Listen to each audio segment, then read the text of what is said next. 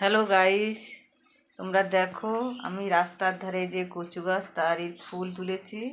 তুলে সেই ফুলের বড়া করব। এই যে ফুল কুটে রেখেছি, সে হাফ সেদ্ধ করেছি, সেদ্ধ করে ঢেলে রেখে দিছি। এই মশলা বাটা আছে, আর এই যে কচুর ফুল মশলা দিয়ে মেখে রেখেছি।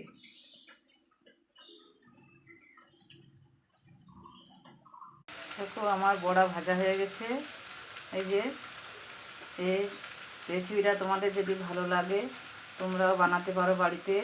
আদা, রসুন, পেঁয়াজ, জিরে সব মশলা বেটে এই এই রেসিপিটা তৈরি করেছি। তোমাদের যদি ভালো লাগে তোমরা বাড়িতে তৈরি করতে পারো।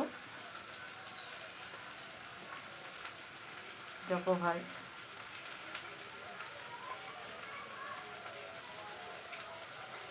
আমার এই রেসিপিটা যদি তোমাদের কাছে ভালো লাগে সব লাইক কমেন্ট করো।